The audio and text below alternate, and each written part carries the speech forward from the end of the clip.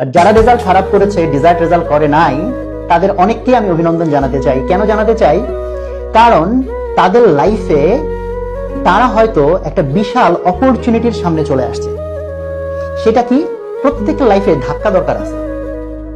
হ্যাঁ, লাইফ খুব স্মুথ হলে অনেকগুলো প্রবলেম আছে, কারণ ধাক্কা মানুষ খাবেই আগে আর পরে। সো এটা বেটার যে যত আগে ধাক্কা খায়। কারণ এই ধাক্কাটায়, যে আজকে ইন্টার পরীক্ষায় এসে ধাক্কা খাইলো, এই ধাক্কাটায় যদি সে ক্লাস 8-এ খেত বা এই ধাক্কাটা যদি আরো আগে খেত, তাহলে হয়তো তার লাইফে আরো বেশি কিছু অলরেডি অ্যাড হইতো। আর যারা এখনো ধাক্কা খায় নাই, ভার্সিটি লাইফে গিয়ে বা ভার্সিটি পাস করার পরে ধাক্কা খাবে, সেই ধাক্কাগুলো কিন্তু আরো সিভিয়ার ধাক্কা।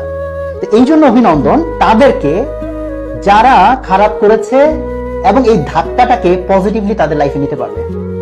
এবং এই ধাক্কার কিন্তু অনেক মাহাত্ম্য আছে। হ্যাঁ, অনেক অনেক মাহাত্ম্য আছে এই ধাক্কার পজিটিভ দিক, যদি তারা পজিটিভলি এটাকে ইউজ করতে। কারণ লাইফের এটা একটা অনেক বড় তারা এক্সপেরিয়েন্সের জায়গায় আসছে, অনেক বড় একটা রিয়েলিটি ফেস করার জায়গায় আসছে। এতদিন যেসব ফ্রেন্ডরা তাদেরকে পাত্তা দিত, তার মধ্যে অনেক ফ্রেন্ড হয়তো তাদের সাথে এখন ঠিক মতো কথা বলবে না, বাবা মা তাদের খোঁচাবে, ফ্যামিলি তাদের মানে মেম্বার্সরা খোঁচাবে, এসে খোঁচাবে।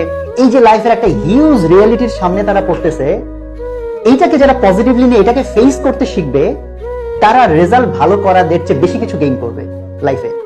কারণ যে কোনো স্ট্রাগল মানুষকে ম্যাচিউর করে। এই জন্য তাদেরকে অভিনন্দন যে তারা এই সুযোগটার সামনে দাঁড়ায় আছে। আর রেজাল্ট ভালো করাদের মধ্যে থেকে কাদেরকে আমি অভিনন্দন জানাতে চাই না, আর রেজাল্ট খারাপ করাদের মধ্যে থেকে কাদেরকে আবার আমি অভিনন্দন জানাতে চাই না। এটা অ্যাকচুয়ালি আমার আজকে ডিমোটিভেশন সেমিনারের মূল উপপাদ্য, মানে ডিমোটিভেশন শব্দটাকে আমি এই জন্য চুজ করছি। আর আমি আমার লেকচারের লাস্টের দিকে গিয়ে আমি তোমাদের তথ্যভিত্তিক, যে এখন নিশ্চয়ই অনেকে ডাইলেমাতে আসো, ভাই পয়েন্ট আসে নাই, আমি কি করবো সেই করবো, তো আমি আজকে বেশ কিছু স্ট্যাটিস্টিক্স নিয়ে বসছি, ক্যামেরাতে হয়তো দেখা যাচ্ছে, তো এগুলোকে ভিত্তি করে আমি সেখানে কিছু মানে প্র্যাকটিক্যাল কিছু গাইডলাইন দেওয়ার ট্রাই করবো। রেজাল্ট যারা ভালো করছো তাদের মধ্যে কারা কারা আমার অভিনন্দন ডিজার্ভ করো না, সেটা হচ্ছে যারা এই রেজাল্টটাই ডিজার্ভ করো না। তোমাদের মধ্যে লট মেজরিটি স্টুডেন্টস আছে। আজকে আমার এই কথাগুলো অনেক খারাপ শোনা যেতে পারে, অনেকে আমার উপর রাগ করতে পারো, কিছু আসে যায় না, বাট আমার যেটা বলা উচিত আমি সেটা বলবো। তোমাদের মধ্যে একটা লট মেজরিটি স্টুডেন্ট আছে যারা জিপিএ 5 পাইছে, বাট জিপিএ 5 ডিজার্ভ করে না। এইটা এই বছর তোমার আমাদের এভারেজ জিপিএ 5 কত পার্সেন্টেজ আসছে, মানে সংখ্যায় কমে গেছে, বাট স্টিল কিন্তু অনেক হাজার। যেহেতু আমি ঠিক মতো পেপার করি না, আমার বাসায় পেপার রাখা হয় না, যে কারণে আমি এত স্ট্যাটিস্টিক্স ভালো মতো বলতে পারবো না। আজকে সকালবেলা জাস্ট আপার বাসায় একটু পেপারটা অল্প সময়ের জন্য দেখছি, তো ডিটেলসে যেহেতু পড়ি নাই, এত স্ট্যাটিস্টিক্স আমি জানি না, বাট এইটুকু জানি যে রেজাল্ট অন্যান্য বারের চেয়ে যথেষ্ট খারাপ হয়েছে, পাস কমে গেছে, জিপিএ 5 কমে গেছে। জিপিএ 5 কমে যাওয়ার পরও যতজন জিপিএ 5 পাইছে, তারা কি সবাই জিপিএ 5 ডিজার্ভ করে কিনা?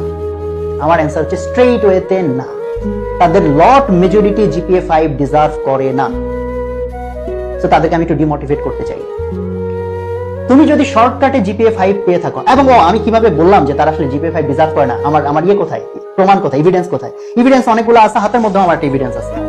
উদ্ভাসে যে আমরা এক্সামগুলো নিই, সেই এক্সামগুলোতে কত পার্সেন্ট স্টুডেন্ট কত পার্সেন্ট নাম্বার পাচ্ছে, সেই ডাটা তো আমার কাছে আছে। পেপার আমি ঠিক মতো না পারি, সেই সব ডাটা তো আমার কাছে আছে।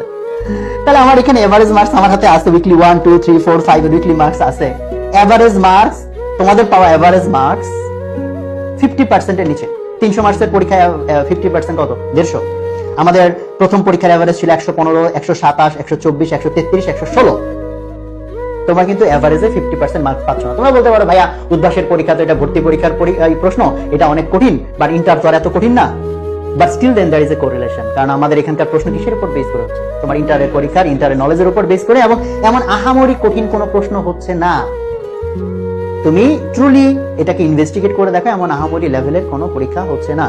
So huge number of student pass mark পাচ্ছে না, ওয়্যারএজ আমি জানি তাদের অনেকে জিপিএ 5 পাইছে।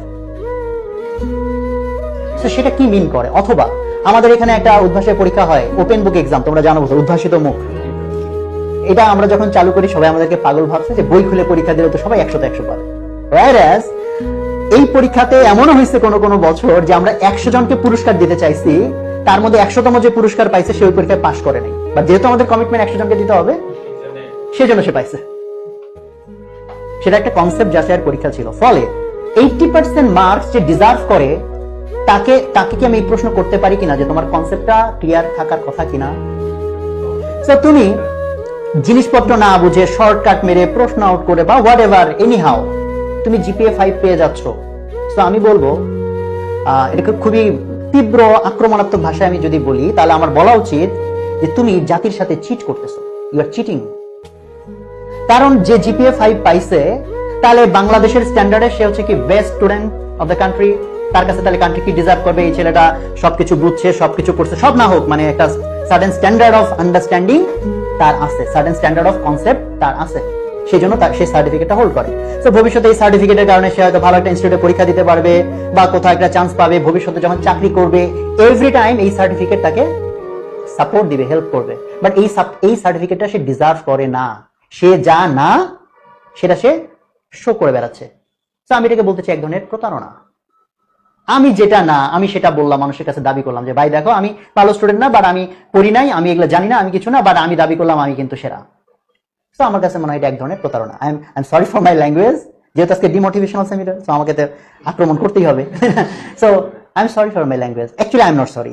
আমি সরি না, বিকজ আমার এগুলো বলতে হবে সামনে এবং আরো আমি ডিমোটিভেট করবো ইনশাল্লাহ।